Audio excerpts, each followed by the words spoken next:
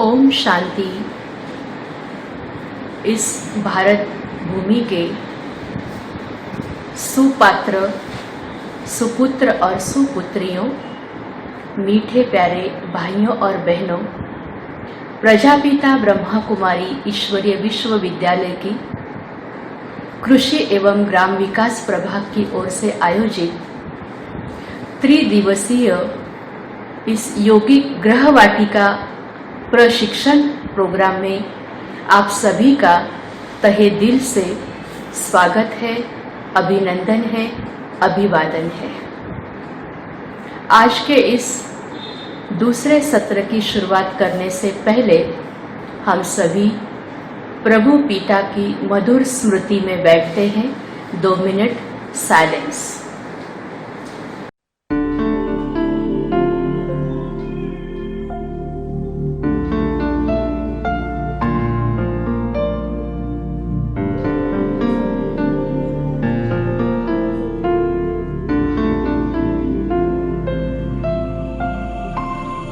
नैनों से छलके प्यारो बाबा, नैनों से छलके प्यार, पाए है सुख संसारो बाबा, पाए है सुख संसार।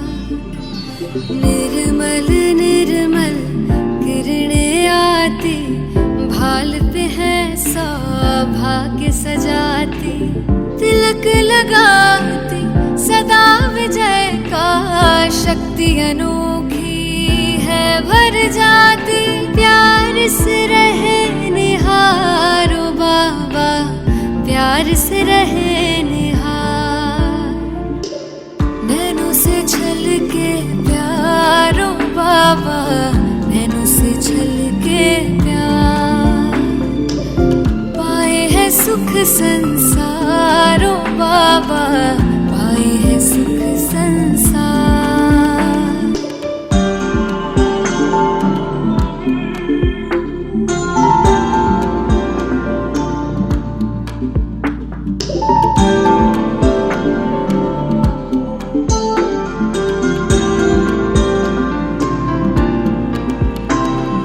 ऐसे पल फिर कब आएंगे, कल्प भर में ना पाएंगे।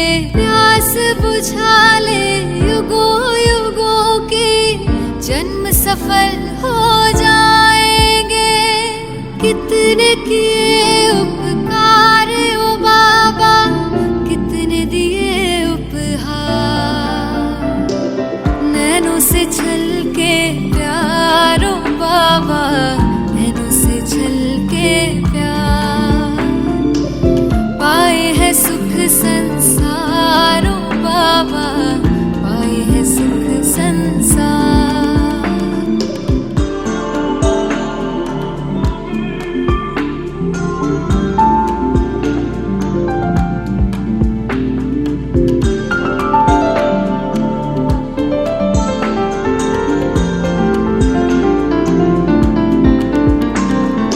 वरदानों से सजा रहे हो, अरमानों को खिला रहे हो। सागर भर भर के थालियां, ज्ञान रतन तुम लुटा रहे हो। हम पे तुम बलिहार ओ बाबा, तुम पे हम बलिहार। नैनों से छलके प्यारो बाबा, नैनों से छलके प्यार, पाए है सुख संसारो बाबा, पाए है सुख संसार।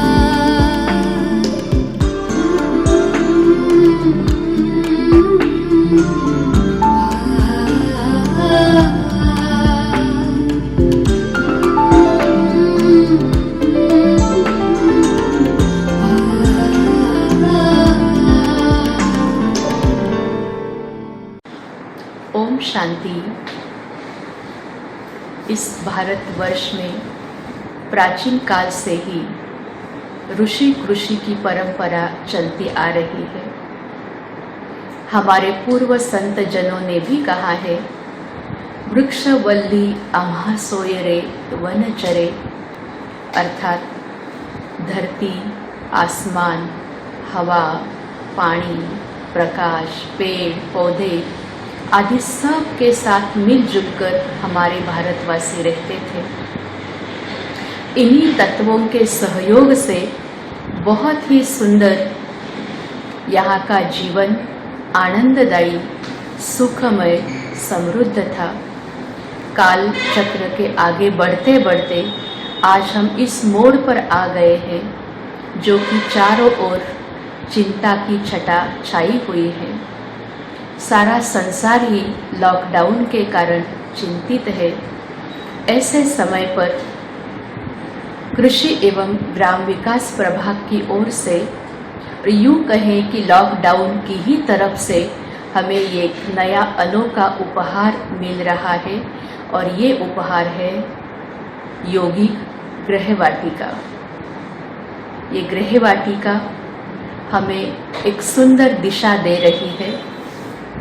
अपने ही घर के आंगन में, अपने ही टेरेस पर, यूँ कहे गमलों में भी अपनी खुद के हाथों से, खुद की मेहनत से, दिल से, प्यार से बीजारोपण करते हुए सुंदर सुंदर सब्जियां, फल, फूल उगा सकते हैं, जिससे हम अपने परिवार की परवरिश कर सकें। ऐसे कई हमारे पास अनुभवी भाई बहनें हैं। आज के इस द्वितीय सत्र को शुरू करते हुए हमारे प्रभाग के राष्ट्रीय संयोजिका, राष्ट्रीय अध्यक्ष आदरणीय सरला दीदी जी, उपाध्यक्ष आदरणीय राजयोगी राजू भाई जी को याद करते हुए इस दूसरे सत्र की हम शुरुआत करते हैं। सबसे पहले हमारे साथ जुड़े हैं आदरणीय ब्रह्मा कुमारी सरिता दीदी। छत्तीसगढ़ धमतरी सेवा केंद्र की आप संचालिका है। 1985 से लेकर आप इस ज्ञान और राजयोग का अभ्यास कर रहे हैं। इस लॉकडाउन के दरमियान आपने कुछ किसानों के अनुभव सुनकर प्रेरणा लेकर अपने ही टेरेस पर सुंदर सब्जियों का बगीचा निर्माण किया है। अपनी ही बहनों के साथ, उनकी टीम को साथ लेते हुए, सबकी योग तपस्या से ये एक सुंदर सा बगीचा जो आपके सामने है वो अनुभव के रूप में हम सबको भी दर्शाएंगे। आपके अनुभव से हम भी लाभान्वित होना चाहते हैं। तो आइए, सरिता दीदी से अनुरोध है, आप अपने अनुभव हम सबके साथ शेयर करें। सरिता दीदी। ओम शांति। योगी गृह वाटिका और मेरा अनुभव। परम कृष्ण, प्रकृति रक्षक, परम पिता परमात्मा शिव एवं कृषि एवं ग्राम विकास प्रभाग की राष्ट्रीय अध्यक्षा आदरणीय सरला दीदी जी, राष्ट्रीय उपाध्यक्ष आदरणीय राजू भाई जी एवं समस्त एक्टिव मेंबर्स को मैं दिल से बहुत बहुत धन्यवाद देती हूँ, जिन्होंने इस वर्ष की थीम रखी योगी गृह वाटिका। नागपुर वार्षिक मीटिंग से हमें शुभ प्रेरणा लेकर के आए और इसको हमने फॉलो किया। हमने मार्केट से 20-25 प्लास्टिक के गमले मंगाए और हमारे यहाँ कृषि महाविद्यालय के एक असिस्टेंट प्रोफेसर आते हैं, उन्होंने हमें अमेज़न से ऑर्गेनिक सीड मंगा के दी और कोकोपीट। हमने कोकोपीट, वर्मी कंपोस्ट, रेत और मिट्टी सब मिलाकर गमले तैयार किए। थोड़े ही दिन में वो सीड जब हमारे पास आए, हम सब बहनों ने मिलकर उसका बीज संस्करण किया, बाबा के कमरे में रखा और हम सब ने योग किया। हमने उस बीज को गमलों में डाला। थोड़े ही दिन की बाद बीज अंकुरण होने लगे। हम बाबा की शक्तियों को उस प्रकृति पर डालते थे और प्रकृति को ये शुद्ध और वाइब्रेशन देते थे। सचमुच ऐसे लगा कि ये पौधे हम सब के वाइब्रेशन को कैच करते हैं। थोड़े ही दिन में लॉकडाउन हो गया, तो लगा ये जो योगी गृह वाटिका की प्लानिंग है ना, ये बाबा की प्लानिंग है। क्योंकि बाबा ने कहा है, बच्चे अंत समय मैं तुम्हें दाल रोटी अवश्य खिलाऊंगा। तो जैसे बाबा ने हमारे लिए सब्जी की व्यवस्था कर दी, और हमने देखा कि जब पौधे बड़े होने लगे उन्हें खाद की जरूरत पड़ती। अब खाद कहाँ से मंगाए? हम बाहर से तो खाद मंगा नहीं सकते थे, क्योंकि संपूर्ण लॉकडाउन हो चुका था। हमने जो किचन वेस्ट निकला, जो फलों के छिलके निकले, तो उसे हमने एक मटके में डाला और उस पर थोड़ी मिट्टी डालते गए, फिर वो किचन वेस्ट डालते गए। 2 महीने में हमारी खाद तैयार हो गई और उस खाद को हमने उन पौधों में डाला। सुबह शाम हम सब बहनें आधा आधा घंटा योग करने जाती थी। वैसे तो टेरेस पर हम पहले नहीं जाते थे इतना, लेकिन ये पौधे जैसे हमें खींचते थे और सुबह शाम बहनें बड़ी उमंग उत्साह से जाती और योग करती। बाबा की किरणें इन पौधों को देती। थोड़े ही दिन में इनकी ग्रोथ इतनी अच्छी होने लग गई, तो साथ साथ कहते ना माया भी आती है, तो थोड़े कीटक भी आने लग गए, उसमें कुछ ऐसे कीड़े लगने लग गए। तो उनके लिए हमने क्या किया, नीम की पत्ती मंगाई और उससे सरसों तेल में पकाया और उसके बाद उसमें थोड़ा पानी मिला के स्प्रे किया, गौमूत्र का स्प्रे किया, तो पौधों के कीटक समाप्त हो गए और धीरे धीरे पौधे इतने अच्छे वृद्धि को करने लगे। तो ये सब देख करके ऐसे लगा कि बाबा हमारी कितनी अच्छी व्यवस्था करते हैं।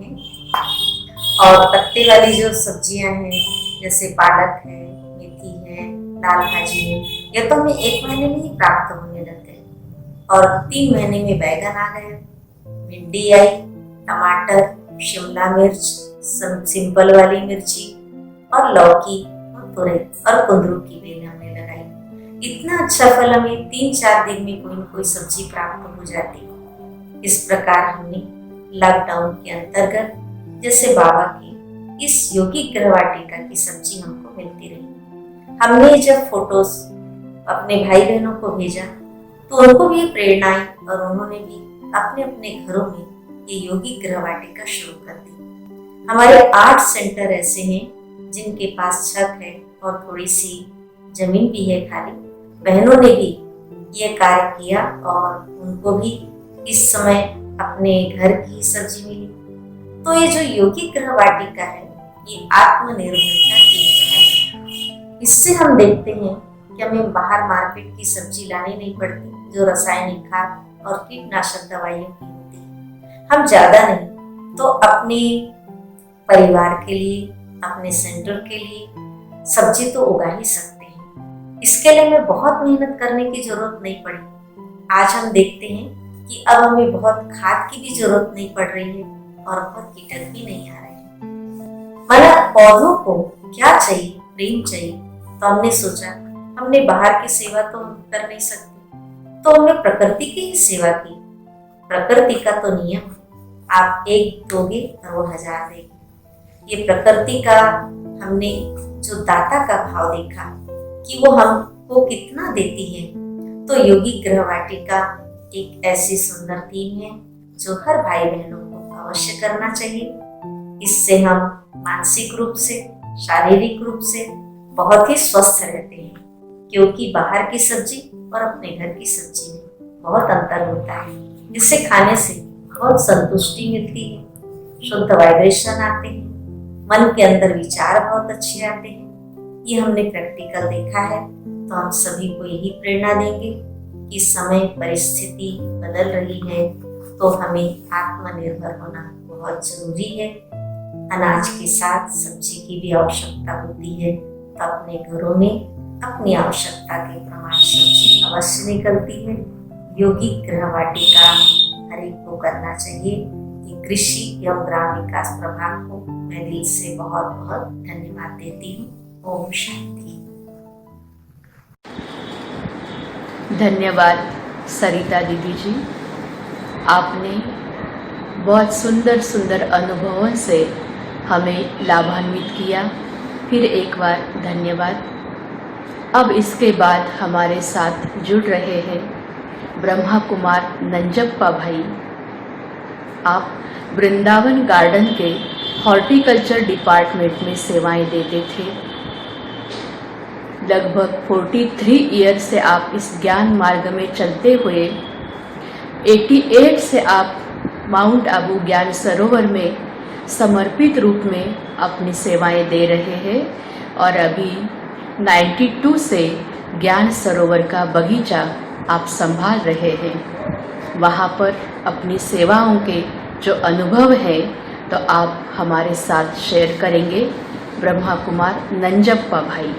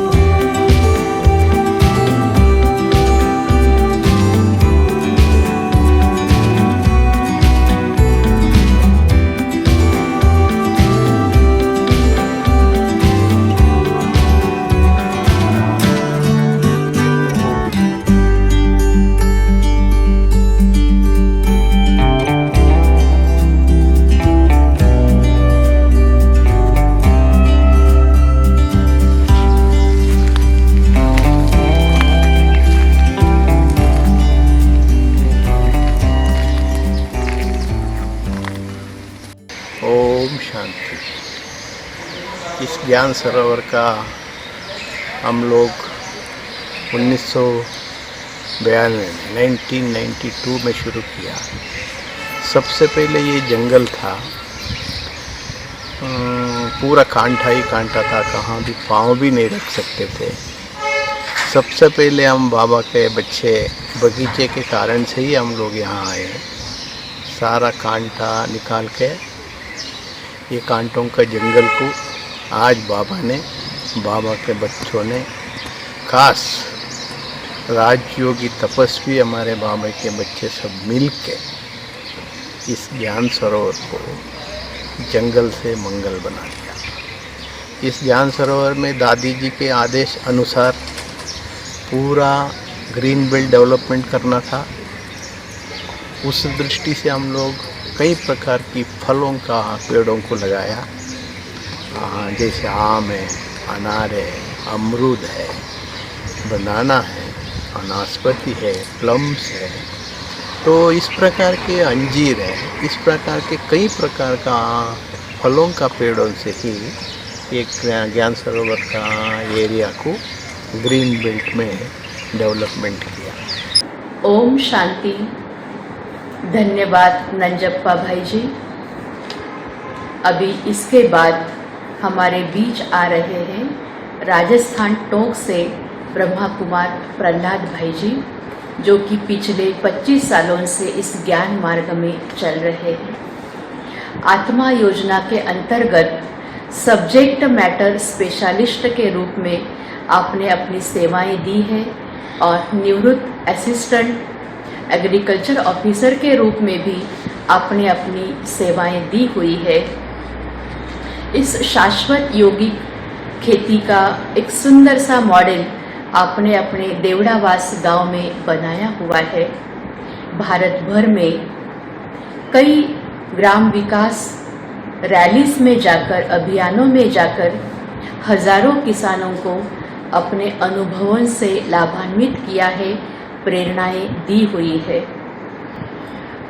अधिकारी जो कृषि की तरफ से होते हैं, उनके कई प्रोग्राम्स को या कृषि अधिकारी के साथ साथ कृषि विज्ञान केंद्र के प्रोग्राम को भी आपने संबोधित किया हुआ है और इस योगिक गृह वाटिका के भी आप एक्सपर्ट हैं। आपके कई अनुभव हैं जिनको हम सुनना चाहते हैं। ब्रह्मा कुमार प्रहलाद भाई जी, आप अपने निजी अनुभव हमारे साथ शेयर करें। प्रहलाद भाई जी। ओम शांति। आज के इस अद्भुत कार्यक्रम अंतर्गत शाश्वत योगी खेती आधारित पद्धति से यौगिक गृह वाटिका का निर्माण और उसमें एक पौध संरक्षण कीट व्याधि नियंत्रण पर आज हम चर्चा करेंगे। इस चर्चा के दौरान भौतिक विज्ञान साधनों से सम्मुख मिलने वाले, सुनने वाले सभी शहरवासी खास भाई बहनों का मेरा प्रणाम नमन। बड़ी ही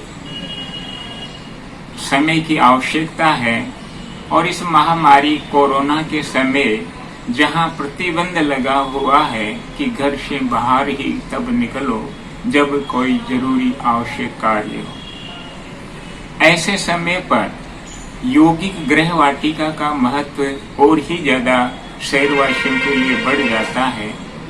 और यौगिक गृह वाटिका में हम अपने लिए शाश्वत यौगिक कृषि पद्धति आधारित हम ऐसी फल सब्जियां अपने घर में अपनी छत पर करके विष मुक्त हम सब्जियां प्राप्त कर सकते हैं और समय को भी सफल कर सकते हैं।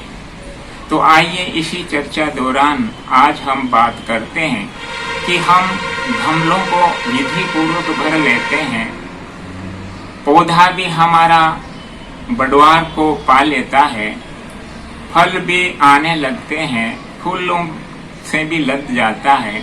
लेकिन कभी कभी ऐसा होता है कि कीट और व्याधि के अनियंत्रण के कारण हमें जो चाहिए वो नहीं मिल पाता। तो इस पर हम थोड़ी चर्चा करेंगे कि जिस प्रकार से कोई बच्चा तंदुरुस्त होता है तो उस पर मौसमी बीमारियों का असर नहीं होता, और कमजोर बच्चों होता है उस पर बाहरी प्रकृति के तत्वों का, मौसम का ये प्रभाव पड़ जाता है। ठीक उसी प्रकार पेड़ पौधे जो होते हैं या सब्जियों के पौधे होते हैं, फलों के होते हैं, इन पर भी ऐसा ही वातावरण अनुसार प्रभाव पड़ता है। मौसम के अनुसार भी पड़ता है, ठंडी गर्मी सर्दी के अनुसार भी पड़ता है। और खास बात कि भूमि जनित कुछ ऐसे जीवाणु कीटाणु उसमें रहते हैं, अंडे बने रहते हैं, तो वो भूमि के द्वारा भी बीज को प्रभावित करते हैं और पौधों को भी हानि पहुंचाते।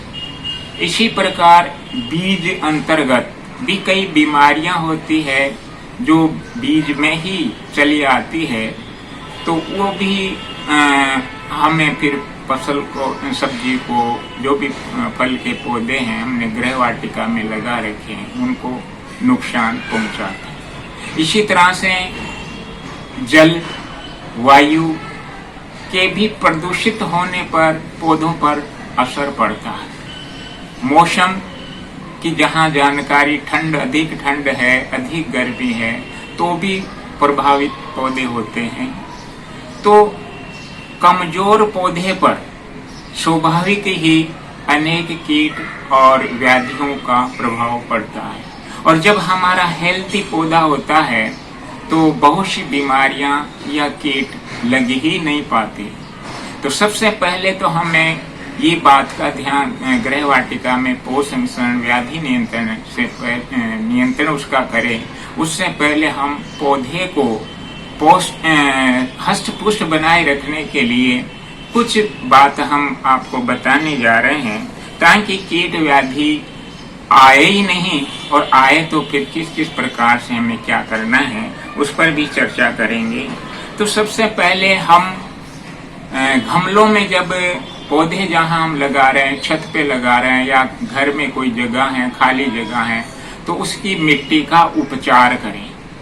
मिट्टी को, धरती माँ को स्वस्थ और सशक्त बनाए। अब इन दोनों ही चीज, यौगिक गृह वाटिका में खास बात यह है, यूं तो शहरों में प्रचलन चलता जा रहा है, लेकिन वहाँ एक तरफा प्रचलन। यहाँ भौतिकता के साथ में आध्यात्मिकता का हम जब प्रयोग करते हैं तो वही शाश्वत यौगिक आधारित गृह वाटिका हो जाती है। इसलिए इसका नाम है यौगिक गृह वाटिका, जिसमें भौतिकता और आध्यात्मिकता दोनों का समन्वय रखकर हम कीट व्याधि को नियंत्रण करते हैं, अधिक उत्पादन हम लेते हैं। जैसे हम आपको थोड़ी जानकारी बताएं कि अब हमें सबसे प्राथमिकता की पौधे को हष्ट-पुष्ट रखना है, तो उसकी जो जननी है, जिसकी गोद में हम बीज डालेंगे, वो हष्ट-पुष्ट होनी चाहिए। तो उसके लिए हम क्या करें, थोड़ा सा हम आपको समय के अभाव में कम ही संक्षिप्त जानकारी देकर बात को करेंगे। बाकी जो भी बातें आपके सामने आती विस्तार से हम बाद में भी कर सकते हैं। यहाँ मैं कुछ आइटम आपको सामने रख रहा हूँ। ये है सरसों की खली, और इसी प्रकार सरसों को इसमें पिसा लेते हैं तो खली आराम से मिल जाती है। दूसरी बात, इसी तरह से हम मूंगफली की भी हम कली बना सकते हैं, या ऐसी मिक्सचर में हम मूंगफली के दाने लेकर उसको मिक्स कर सकते हैं। तो सरसों की कली और मूंगफली की कली 100-100 ग्राम हम ले लें, उसके ग्राइंडर कर लें, मिक्स कर लें।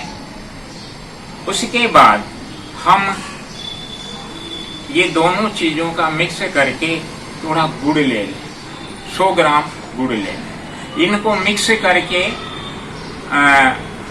और गुड़ को पानी में डालकर हम इनको 7 दिन के लिए छोड़ दें।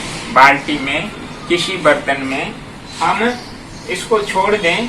जिस प्रकार से एक खाली प्लास्टिक की बाल्टी ले लें, उसमें 100 ग्राम हमने लिया, 50 ग्राम गुड़ लिया, तो ये 250 ग्राम वजन हो गया। 5 लीटर पानी में इसको छोड़ दें और 7 दिन तक इसको ढक के रखें छाया। बीच बीच में हम ऐसे लकड़ी से उस घोल को हिलाते रहें, और बाद में हम 7 दिन के बाद में इसमें एक ऑयल जैसी परत ऊपर आएगी, उसको अलग कर लें। बाकी जो 5 लीटर लगभग हमारा रहा, उसमें 35 लीटर पानी डाल लें। तो ये आपका ये घोल हो जाएगा कम से कम 200 गमलों के लिए। अगर आपके पास जितना लिमिट में संख्या में गमले कम है तो उसमें कम पानी ले लीजिए, और इस तरह से आप उसमें हर 15 दिन में, 7 दिन में आप उसको डालेंगे पानी के साथ में। तो 10-15 दिन के अंतराल पर तो आप देखेंगे कि आपके जो गमलों में पौधे हैं वो तंदुरुस्त मिलेंगे, रोग रहित मिलेंगे, दिखाई देने में ग्रीनेस उसमें आ जाएगी। तो ये हुई हमारी पौधों को स्वस्थ रखने का एक सहज इलाज जो घर में हम कर सकते हैं। दूसरी बात आती है कि कई जमीन जहाँ से हम लेते हैं उस जमीन में भी कई कीटों के, कई व्याधि के जो है अंडे उसमें होते हैं। तो उसका उपचार करने के लिए यहाँ हम आपको दिखाना चाहते हैं।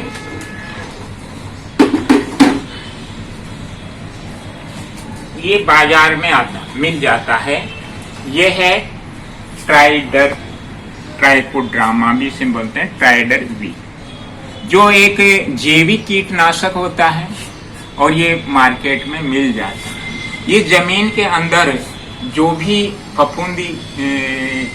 फफूंदियों से जो रोग आता है, जैसे मिर्च में भी आ जाता है कभी कभी, बाकी टमाटर, बैंगन, भिंडी, इनमें निमेटोडा नाम से भी आपने देखा होगा, गांठें बन जाती है। तो ये भूमि जनित बीमारियां, तो उनकी रोकथाम के लिए हम 10 किलो मिट्टी में 1 चम्मच इसका एक पाउडर होता है, उसको मिला के और गमलों में भरेंगे, तो वो एक जैसे कि भूमि द्वारा आने वाली कीट व्याधि की रोकथाम में, ये फफूंद जैसी बीमारियों में इसकी रोकथाम करता है। तो ये हम गमले मिलाते वक्त, तो ये भूमि हमारी भूमि से आने वाली कीट व्याधि को नियंत्रण करने में ठीक रहता है। इसका 1 चम्मच, एक पाउडर नुमा आता है, इसका 1 चम्मच एक गमले के लिए 10 किलो 100 ml 100 ग्राम 10 किलो जमी मिट्टी में हम मिला लें और फिर उसको गमलों में भरें। गमलों को भी विधि से भरना अच्छा रहेगा। तो इस तरह से हम भूमिगत आने वाली कीट व्याधि का भी नियंत्रण इससे कर सकते हैं। कीट व्याधि नियंत्रण के लिए हमारे पास में 2 तरह के कीट रहते हैं, एक तो मित्र कीट और एक शत्रु कीट। शत्रु कीट की संख्या हम घटा देते हैं और मित्र कीटों की संख्या बढ़ा लेते हैं, तो भी हमारा पोषण नियंत्रण हो जाता है। उसके लिए हमें जीवामृत का प्रयोग हर 7-8 दिन 15 दिन में हमें पौधों में डालना है। जैसे जीवामृत कैसे बनता है? जीवामृत के लिए हम देखेंगे कि ये जीवामृत जो इसका विस्तार एक बुक है, शाश्वत योगी खेती का एक बुक है, उसी को हम इसमें प्रयोग कर सकते हैं योगी गृह वाटिका में। तो ये अमृत हम पानी के साथ डालकर प्रयोग कर सकते हैं। इसी तरह से वो खली वाला वो हम डालें। और एक सुंदर विधि आपको हम बताते हैं कि कैसे हम इसका स्प्रे करें तो सभी कीट व्याधियों से हम मुक्ति पा सकते हैं। ये हमारे पास में है, जिसको गंवार फाटा भी एलोवेरा भी कहते हैं। अब आप इसको क्या करें, ये 100 ग्राम आप ले लें। 100 ग्राम एलोवेरा, इसको कटिंग ऊपर का करके और मिक्सी में ग्राइंड कर लें। इसी तरह से नीम के पत्ते, ये नीम के पत्ते, ये उसमें चटनी बना लें मिक्सी में। साथ में तीखी चरकी वाली मिर्च ये डाल लें। 100 ग्राम ये तीनों लेकर चटनी लेकर मिक्स कर लें। थोड़ा पानी डाल के एक चटनी टाइप हो जाएगी। उसमें अगर आप 5-5 पत्ते, ये जो हमारा होता है जिसको बोलते हैं सदाबहार, इसके फूल भी पत्तियां भी हम उसमें चटनी में डाल सकते हैं। अब ये जब तैयार हो जाए घोल, तो इसको जो भी 100-150 ग्राम वजन हुआ उसको 10 लीटर पानी में मिक्स करके अगर हम स्प्रे करते हैं, ऐसे छोटे छोटे पौधों पर स्प्रे करते हैं, तो हर 7-8 दिन में तो कीट व्याधि का ये नियंत्रण सहज हो जाता है। ऐसा हम तर्क हो जाए पौधे, तो इस प्रकार से भी हम कीट व्याधि का नियंत्रण कर सकते हैं। तो ये छोटे छोटे घरेलू उपाय हैं। तीसरा, हम 10 पैणी अर्क भी बनाकर हम स्प्रे कर सकते हैं। इसमें 10 प्रकार के प्रकृति पौधों को पत्तियां ली जाती है। ये देखो कपास है रुई वाला, ये 2 किलो। अगर हमें ज्यादा बनाना इकट्ठा है तो 2 किलो, फिर आवश्यकता अनुसार उसकी मात्रा बना लें। इसी तरह से ये धतूरा की पत्तियां 2 किलो। ये आंकड़ा जो हमारे आसपास इर्द गिर्द कहीं मिल जाता है, इसकी की पत्तियां 2 किलो। और ये हमारा हरी वो घास, जो इसको हम बेशर्मिला भी कहते हैं, ये बहुत तादाद में बढ़ता रहता है। 2 किलो ये ले लें। इसी तरह से किसी भी रंग का कंडेर की पत्तियां ले लें 2 किलो। और ये हमारा पपीता के पौधे, तो ये भी 2 किलो। साथ में ये गुड़हल, किसी भी प्रकार के कलर का गुड़हल की पत्तियां 2 किलो। और नीम के पत्ते 2 किलो। इसी तरह सीताफल के जो पत्ते हैं वो 2 किलो। इन सबको मिलकर एक हल्का काट छाट करके इसको हम मिला दें और मिलाकर इसको एक पानी के साथ में एक, मान लो ये एक इतना वजन होता है, उसको 10 गुना पानी डालकर इसको 1 महीने तक ढक के रखें, छाया में रखें, बीच बीच में हर 2-3 दिन में हिलाते रहें। तो ये 30 दिन में हमारा एक औषधि तैयार हो जाती है, 10 पर्णी अर्क जिसको बोलते हैं। इसका स्प्रे फिर इसमें 10 गुना ही पानी मिलाकर हम इसका स्प्रे कर सकते हैं। तो ये सभी प्रकार के कीट व्याधि नियंत्रण के लिए बहुत अच्छा है।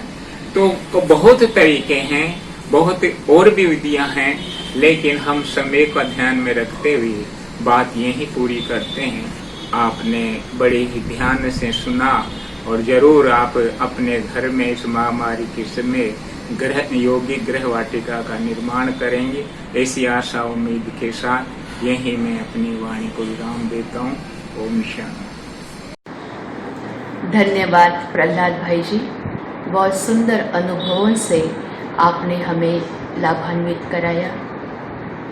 अब इसके बाद हमारे सामने आ रहे हैं कोल्हापुर से इस शाश्वत योगी खेती के फाउंडर मेंबर ब्रह्मा कुमार बालासो भाई।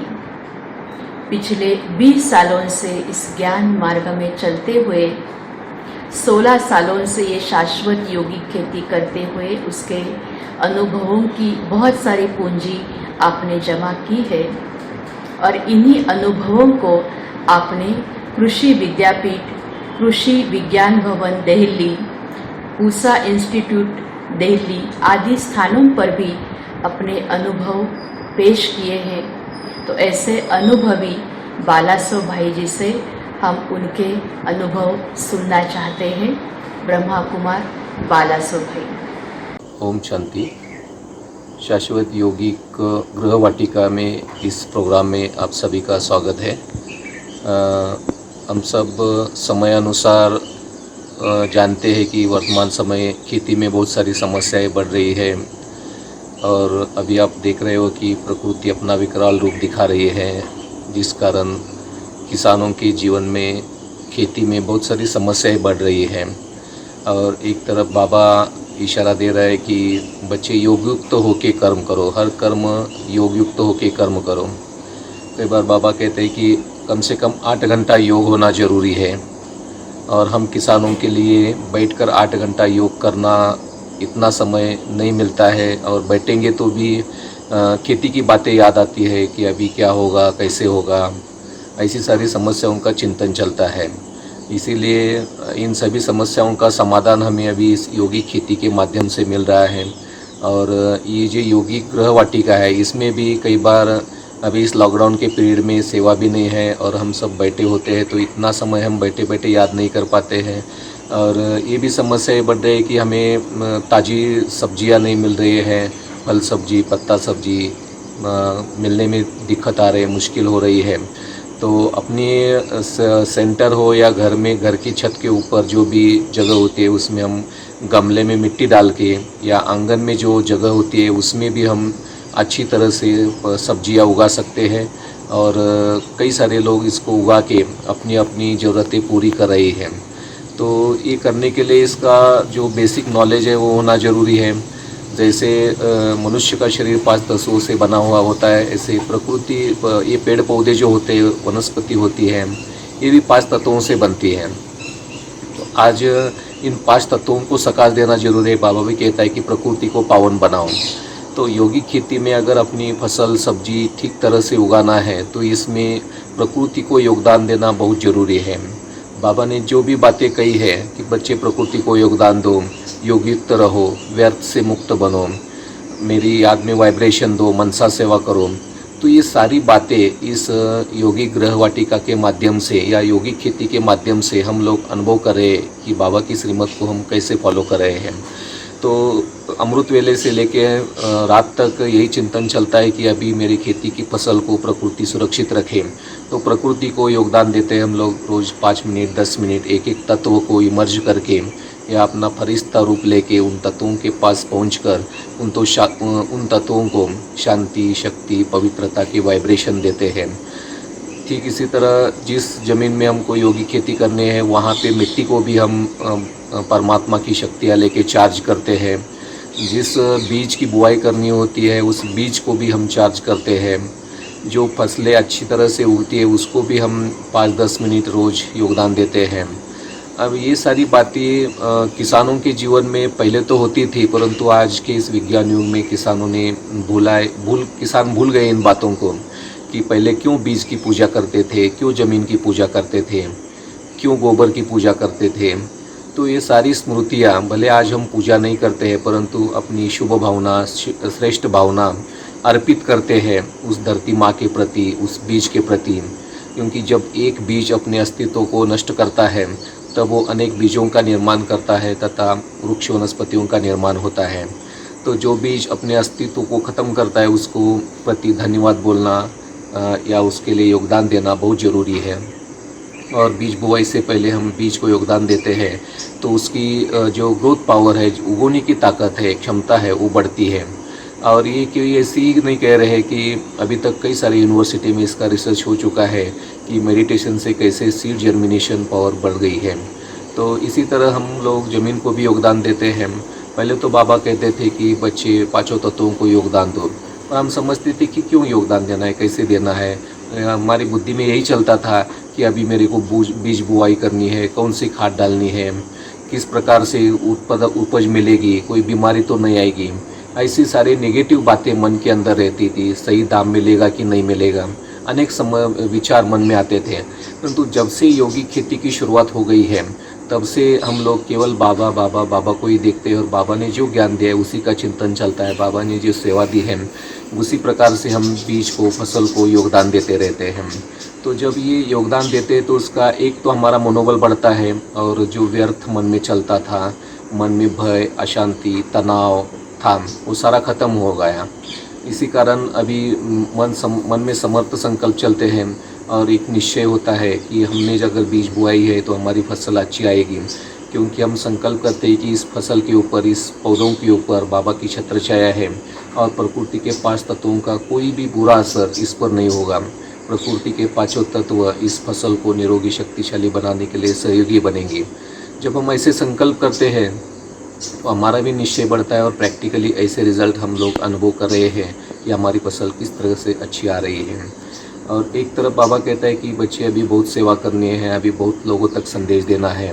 तो ये भी सेवा हम इस माध्यम से कर सकते हैं, क्योंकि अभी तक ये ग्राम विकास प्रभाग की ओर से जो यौगिक खेती का कंसेप्ट शुरू हुआ है तब से लेके कई सारे भाई बहनों तक जाके ब्रह्मा कुमारी के इस कार्य का संदेश देना बहुत ईजी हो गया है। कई गाँवों में परमात्मा का संदेश नहीं पहुंचा था, वहां पर भी अभी कई सारी पाठशालाएं शुरू हो गई है, रेगुलर क्लासेस चल रहे हैं। कई सारे यूनिवर्सिटीज़ जो साइंटिस्ट लोग आत्मा परमात्मा का ज्ञान नहीं सुनना चाहते थे, वो लोग भी आज आत्मा को रियलाइज़ कर रहे हैं, ईश्वरीय शक्तियों की अनुभूति कर रहे हैं और कहते हैं कि एक संपूर्ण विधि है। तो इस प्रकार से इस परंपरागत पद्धति को, पारंपरिक पद्धति को लोगों तक पहुंचाने एक अच्छा मौका इस माध्यम से हमें मिल रहा है। बाबा ये भी सेवा हमसे कराने के लिए निमित्त बनेगा, पर कब हम निमित्त बनेंगे? जब हम खुद अनुभवी बनेंगे। अगर हम अपनी छोटी सी जगह में थोड़ा भी एक्सपेरिमेंट करके देखेंगे कि हाँ मुझे अब योगी गृह वाटिका बनानी है, अपने लिए जो चाहिए वो हमें बनाना है। क्योंकि अभी हम कहते हैं कि जो भी बाहर से खरीदते पता नहीं उसमें क्या डाले होते हैं, कितना जहर डालते हैं, कितना जहर दवाई स्प्रे करते हैं। ऐसी सब्जियां लेके आते हैं और सेंटर पे घर में बनाते हैं और उसी जहरीली सब्जियों का भोग हम भगवान को अर्पित करते हैं। तो भगवान को भी पसंद नहीं होता है, फिर भी वो क्या करे। तो इस तरह से अगर हम भगवान को भोग लगाने के लिए भी हम अपने ही गृह वाटिका में अगर ऐसी सब्जियां बनाएंगे, फल सब्जी, पत्ता सब्जी बनाएंगे, तो ये बहुत शक्तिशाली और इतना उसका पौष्टिक होगा, साथ साथ सात्विक भी होगा, तो हमारे शरीर के लिए भी बहुत लाभदायक होगा। कहते हम कई सारी बीमारियां अभी वर्तमान समय बढ़ रही हैं, तो इस कोरोना की महामारी में भी लोग कहते हैं कि ऑर्गेनिक का खा लो, शरीर की ह्यूमिनिटी पावर को बढ़ाओ। अगर हम जहर ही खा रहे हैं तो कैसे हमारी ह्यूमिनिटी पावर बढ़ेगी। तो इस जहर मुक्त अनाज निर्मित के लिए हमें छोटी छोटी सी गृहवाटिका बना के अनुभवी बनना है। और जब हम खुद अनुभव करते हैं तो अगर समय नहीं भी होता है तो हम अपना अनुभव शेयर करना चाहते हैं। और यहाँ तो बाबा हमें सेवा का चांस दे रहा है, तो क्यों ना हम अपने अनुभव के साथ उन किसानों तक पहुँच जाए जिनके जीवन में भय, अशांति, तनाव बढ़ता जा रहा है। और बाबा कहता है कि आपको देखते ही, आपके मुख से कुछ बातें सुनते ही उनके जीवन से तनाव निकल जाए।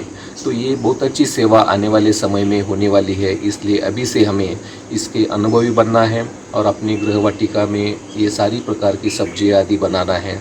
ये गृहवाटिका अगर बनानी है तो उसमें जो पूरी नॉलेज है आपको अभी तक प्रहलाद भाई ने भी दी होगी, या तो इसके बाद भी अगर कोई आपको इसकी नॉलेज चाहिए तो आप ले सकते हैं, क्योंकि इसमें अगर टेरेस पे लेना है तो उसमें कितनी मिट्टी होना ज़रूरी है।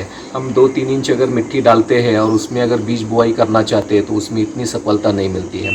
कम से कम 6 इंच मिट्टी होना ज़रूरी है सब्जियों के लिए, और अगर फल सब्जी है तो 9-10 इंच तक मिट्टी होगी तो फसलें अच्छी आती है, उसकी रिज़ल्ट भी अच्छी मिलती है। तो इस प्रकार से ये जो यौगिक गृहवाटिका के फल सब्जी मिलने वाली है, इसमें बहुत सारे साइंटिफिक बेस पर हमने जो रिसर्च किया है उसमें प्रोटीन, विटामिन, कैलोरिक वैल्यूज़ की मात्रा जो है वो 2 से 5% तक बढ़ के मिली है। और जो केवल ऑर्गेनिक है उसमें भी इतना मात्रा नहीं मिलती है, परंतु केमिकल में तो इसमें से कई गुना कम मात्रा है। और केमिकल के जो सब्जियां हैं उसमें फाइबर बहुत कम है, फैट बहुत ज़्यादा है, और अपने यौगिक के जो अनाज आदि होता है उसमें फाइबर बहुत ज़्यादा है, फैट बहुत कम है। तो ऐसे ये पौष्टिक जो अनाज है, सब्जियां है, वो हमें घर में ही निर्माण करना वर्तमान समय ज़रूरी है। जैसे बाबा भी कहता है कि बाहर का मत खाओ, बाहर का मत लो।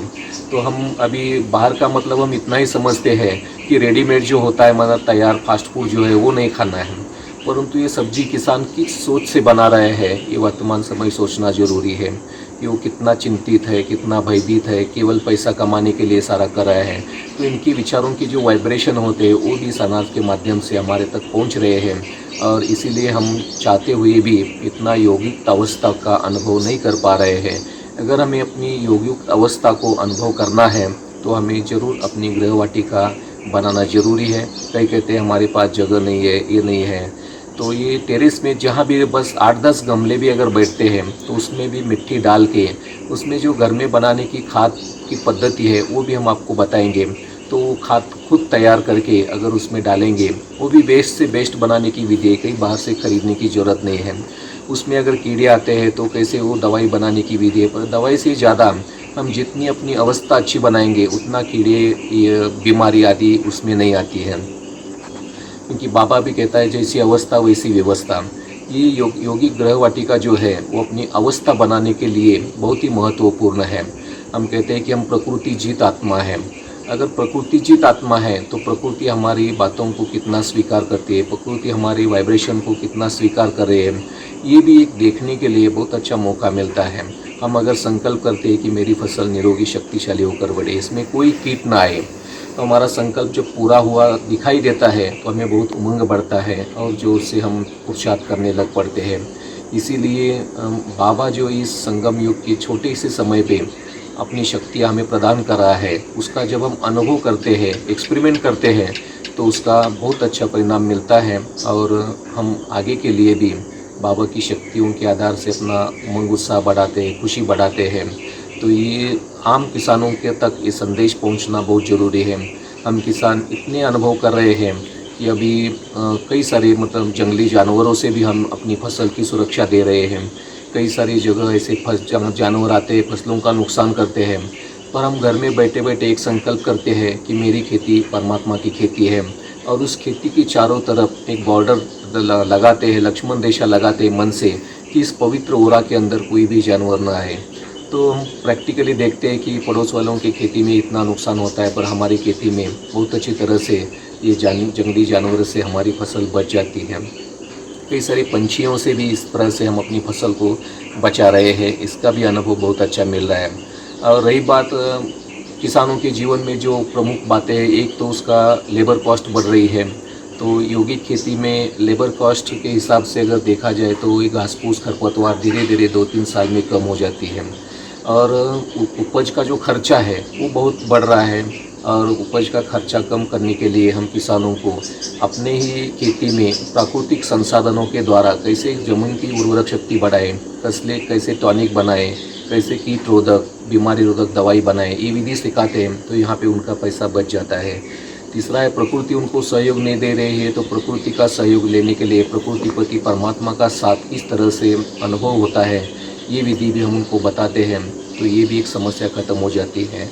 और रही लास्ट बात, किसानों को सही दाम नहीं मिल रहा है, इसलिए आज भी आप देख रहे हो कि सरकार भी कह रही है कि हम इतने सालों में इतना 2 गुना ज़्यादा भाव देंगे। परंतु अभी हम आपको गारंटी से कहते हैं कि हमारे खेती में से जो भी प्रोडक्ट निकल रहे हैं वो करीब 1.5 से 2% ज़्यादा रेट दे के लोग खरीदने के लिए तैयार हैं। और अगर सामने से लोग खरीदने के लिए तैयार है तो हमारा जिम्मेवारी होती है कि प्रोडक्शन को बढ़ाना। तो योगी गृह वाटिका के माध्यम से, योगी खेती के माध्यम से हम किसानों तक यही संदेश देना चाहते हैं कि अभी आज तक हम सभी ने भौतिक खाद का तो इस्तेमाल किया है, भौतिक दवाइयों का तो इस्तेमाल किया है, परंतु एक अभौतिक खाद है, एक अभौतिक दवाई है जिसका नाम है पवित्रता, शांति, प्रेम। इन सूक्ष्म खादों का जब हम उपयोग करते हैं तो इसकी बहुत सारी चमत्कारिक रिजल्ट प्रैक्टिकल में हमें देखने को मिलती है। क्योंकि जैसे आज मनुष्य के लिए भी डॉक्टर कहते हैं कि करीब 70% बीमारियां मानसिक बीमारियां हैं, मतलब मन की कमज़ोरी के कारण होने वाली बीमारियां हैं। तो पेड़ पौधों के अंदर भी एक ऐसी मानसिक शक्ति होती है जिस कारण बाह्य निगेटिव ऊर्जा के कारण उसका मनोबल डाउन हो जाता है और वो आने वाली बीमारी तथा कीट को प्रतिरोध नहीं कर पाती है। जब हम मेडिटेशन में उसको शांति, प्रेम, आनंद की वाइब्रेशन देते हैं तो उसका बहुत अच्छा परिणाम मिलता है। प्लांट्स के अंदर, पत्तों के अंदर जो सेल्स होती है उनकी कार्यक्षमता बढ़ती है, उसकी इम्यूनिटी पावर बढ़ती है, उसकी ग्रोथ पावर बढ़ती है, उसकी उत्पादन क्षमता बढ़ती है। केवल उत्पादन क्षमता नहीं परंतु उसकी गुणवत्ता भी बढ़ती है। अब पौष्टिकता तो हम किसी भी लैब में टेस्ट कर सकते हैं कि इसमें प्रोटीन कितने हैं, विटामिन कितने हैं, परंतु जो सात्विकता है वो हम किसी भी लैब में टेस्ट नहीं कर पाते हैं। तो यहाँ पे जो सात्विकता है वो भी हमको इस हमारे श्रेष्ठ संकल्पों के माध्यम से हमारे शरीर में आती है, तो उसका भी असर बॉडी के ऊपर हो जाता है। कहते हैं जैसा अन्न वैसा मन, जैसा मन वैसा तन, ये तो शास्त्रों में लिखा है। परंतु जो अन्न आज हम खा रहे हैं वही अगर सात्विक विचार वाले किसान उगाएंगे तो उसका खाने वालों के शरीरों के ऊपर बहुत अच्छा असर होता है। और आप सभी आत्माओं के निमित्त मात्र सेवा से हम परमात्मा का परिचय सभी किसानों तक सहज तरीके से पहुंचा सकते हैं। बस केवल सबसे पहले हमें स्वयं को अनुभवी बनना है।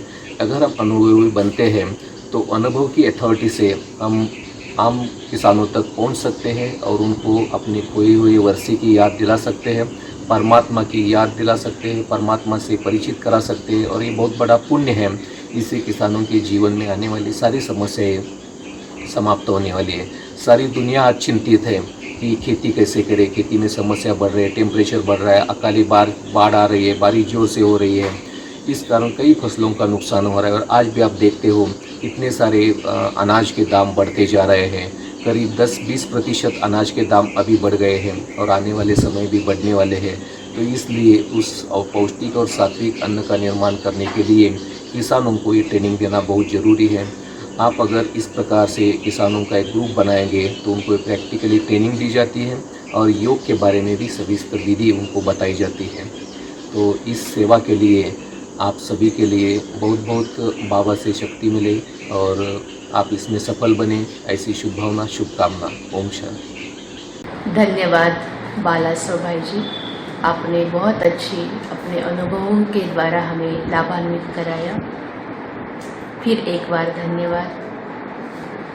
अब हमारे साथ जुड़ रहे हैं आदरणीय राजयोगिनी ब्रह्मा कुमारी सुनंदा दीदी जी। अपना शांत स्वभाव, मधुर ज्ञान युक्त वाणी और अपनी तपस्या के बल से बहुत सारी सेवाओं का विस्तार आपने किया हुआ है और उस सेवा के तहत बहुत सारे पुरस्कार भी प्राप्त किए हुए हैं। आप कोल्हापुर में रहते हुए पुणे मीरा सोसाइटी सब जोन का कारोबार भी संभाल रहे हैं और कृषि एवं ग्राम विकास प्रभाग के राष्ट्रीय संयोजिका के रूप में भी आप अपनी सेवाएं दे रहे हैं। खुद भी सेवा के शौकीन और अपने हर साथी को भी सेवा में लगा देते हैं। ऐसे सेवा से पुण्य का खाता जमा करने वाले हमारे आदरणीय सुनंदा दीदी जी हम सबको योग कराएंगे। ओम शांति। ओम शांति।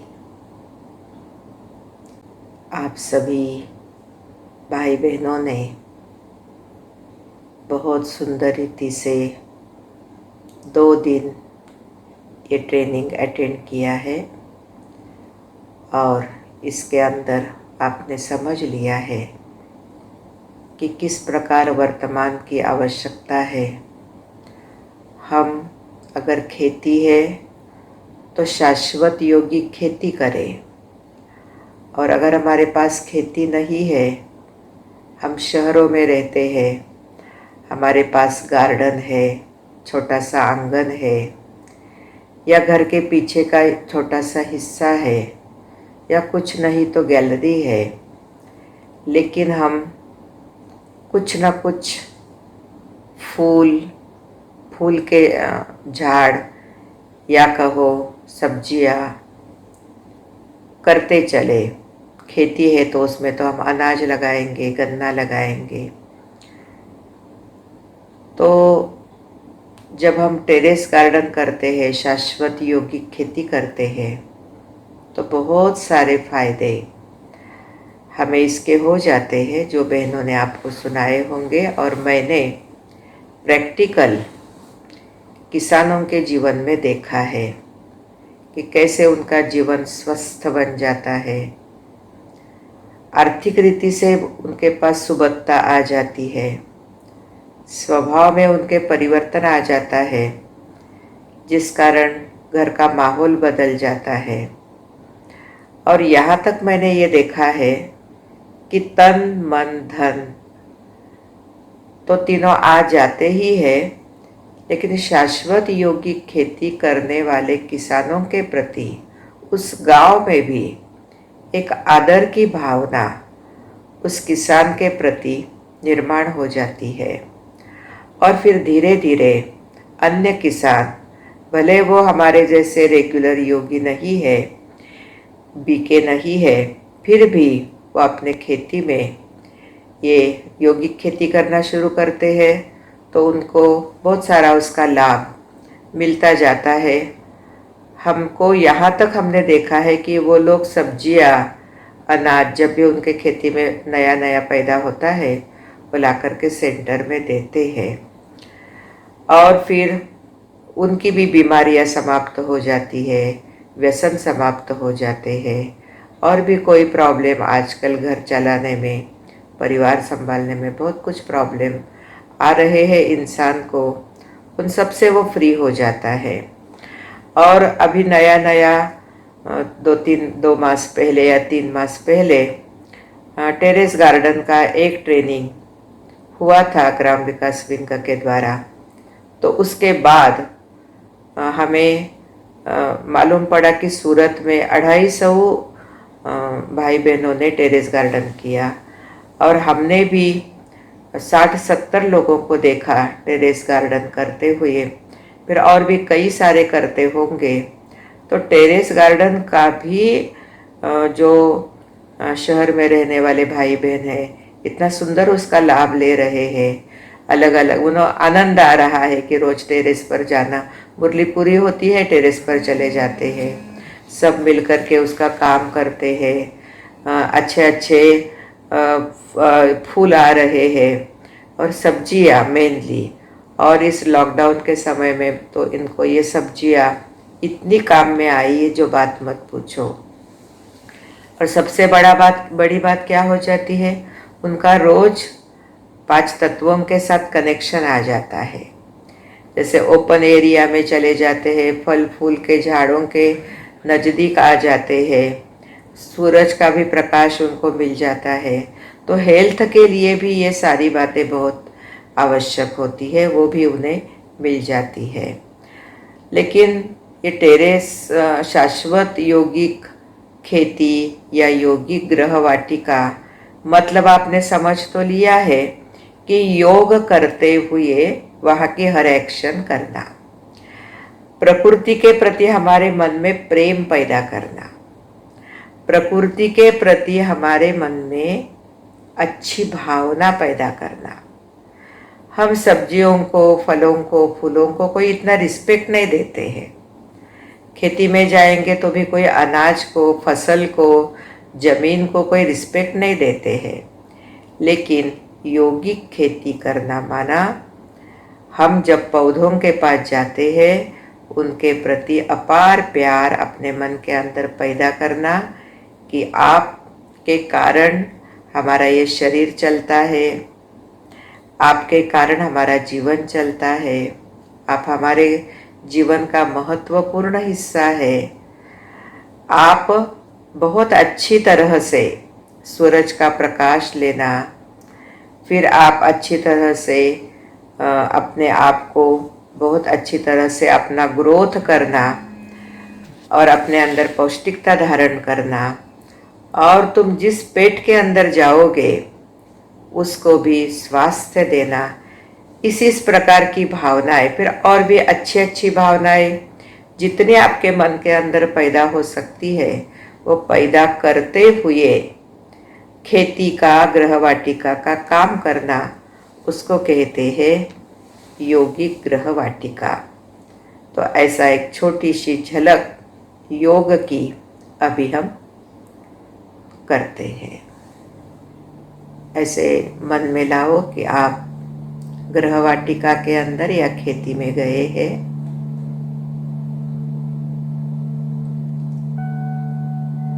आपने जैसे उस धरनी पर पाँव रखा,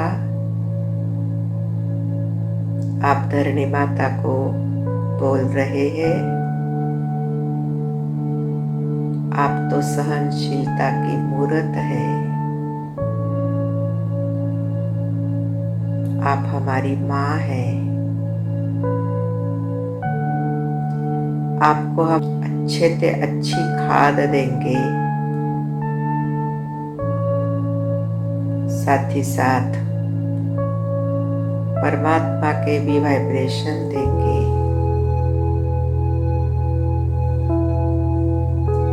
हे वायु तत्व, हे अग्नि तत्व, हे जल तत्व,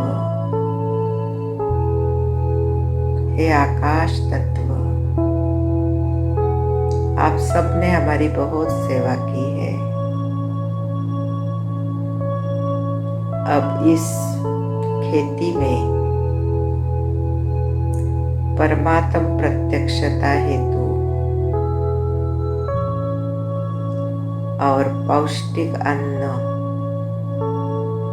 मनुष्य आत्माओं को मिले, उस हेतु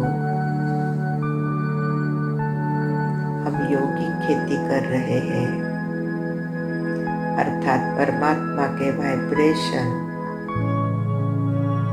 इस अनाज को दे रहे हैं। आप भी सभी इस फसल को बढ़ने में, सशक्त रहने में संपूर्ण सहयोग देना। बहुत आनंद से हम उस फसल के पास जाए, प्रेम से जाए, भावना से जाए।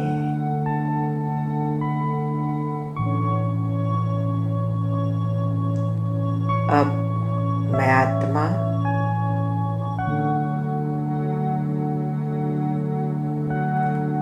परमपिता परमात्मा शिव बाबा के पास सूक्ष्म वतन में गई हूँ।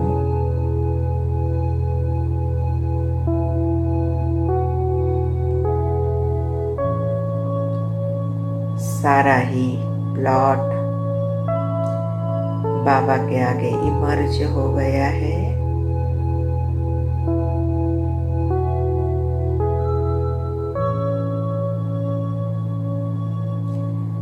बाबा उस प्लॉट को दृष्टि दे रहा है।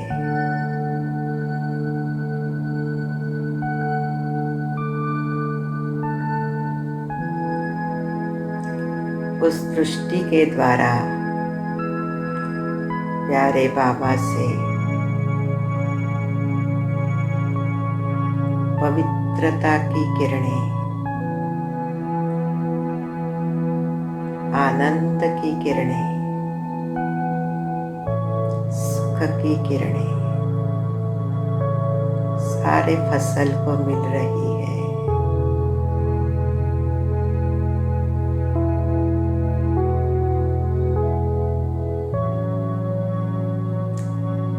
रचयिता बाबा अपनी रचना को दृष्टि दे रहा है।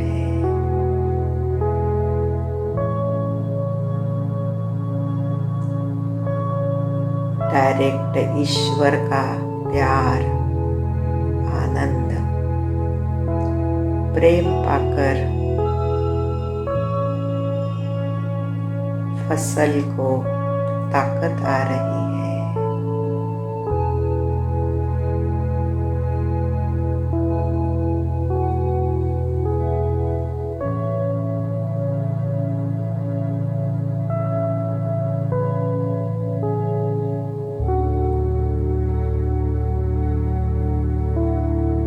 प्यारे बाबा, थैंक्स। आपने हमें हर कर्म योग में करने की सुंदर विधि सिखाई है।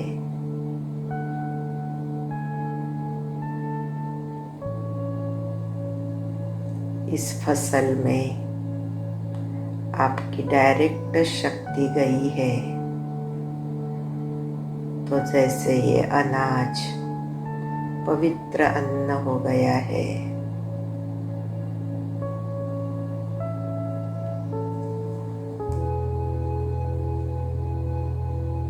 अब मैं आत्मा सूक्ष्म वतन से निकल धीरे धीरे अपने शरीर में आ गई हूँ।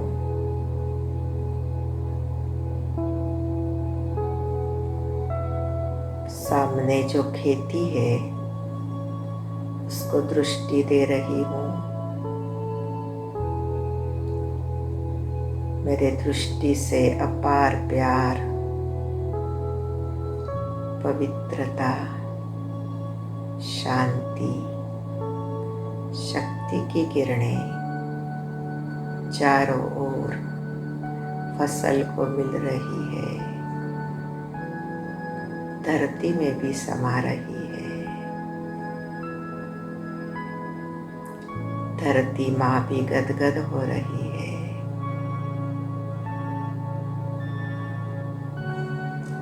फसल भी अंदर ही अंदर खुश हो रही है।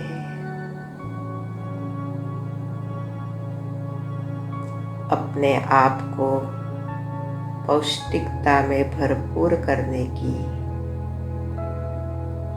अच्छा ग्रोथ करने की तैयारी कर रही है। बहुत प्रेम से देखो, सारे खेती को, गृहवाटिका को बड़े प्रेम से देखो। आपका और उसका बहुत जन्मों का नाता है, अखंड नाता है।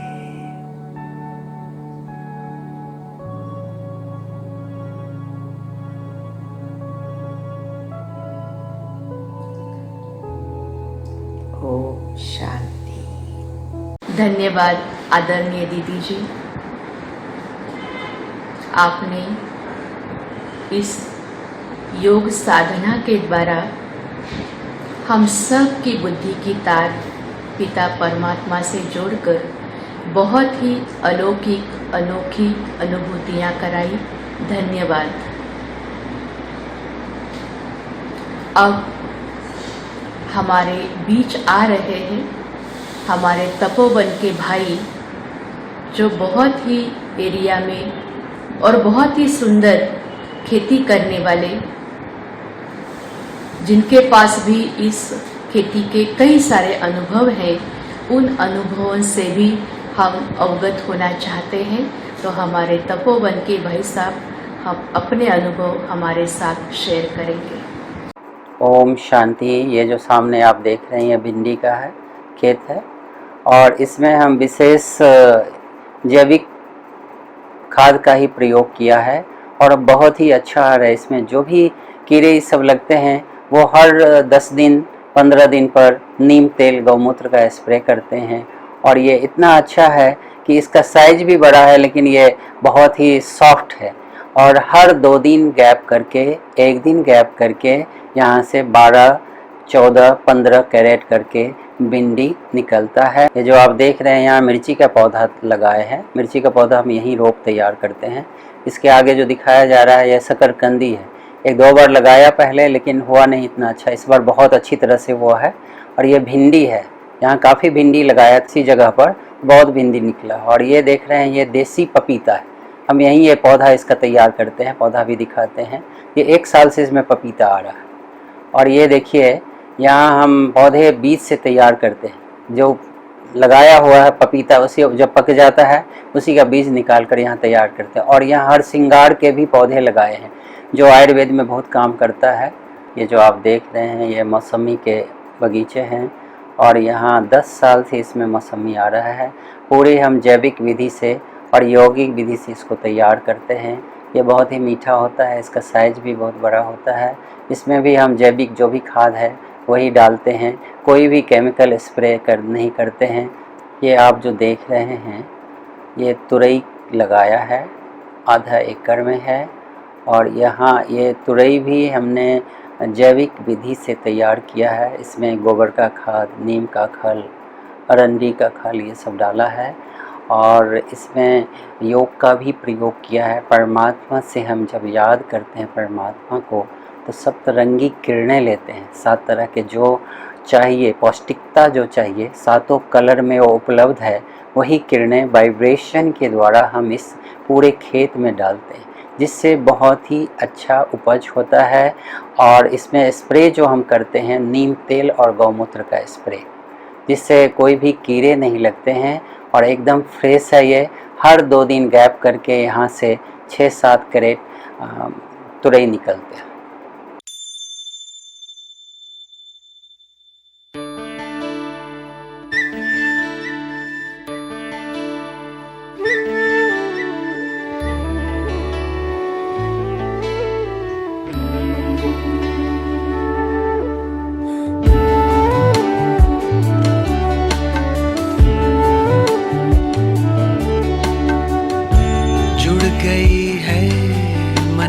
तार तुमसे शक्तियाँ मिल रही अपार तुमसे, भाग्य के द्वारे खुले हमको हमारे मिले, भाग्य के द्वारे खुले हमको हमारे मिले। आए जीवन में ये बहार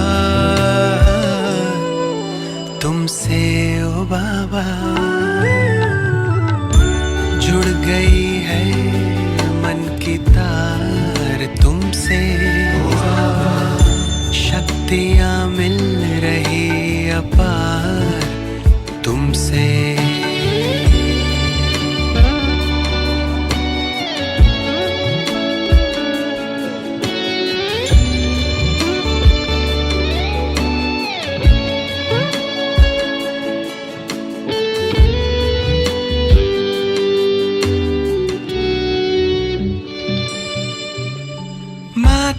पिता सद्गुरु सखा तुम ही तो एक हमारे हो, शिक्षक तुम ही, रक्षक तुम ही, दिल के तुम ही सहारे हो।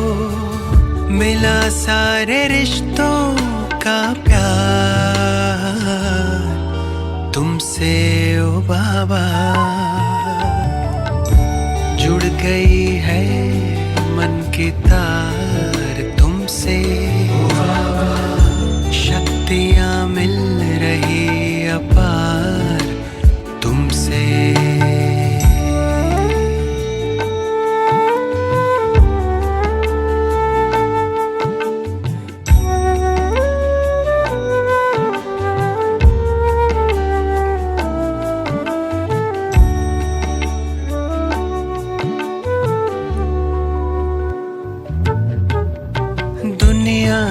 दूर तारों के गान तुम मुझे ले आए हो, कांटों से दूर फूलों की छाँव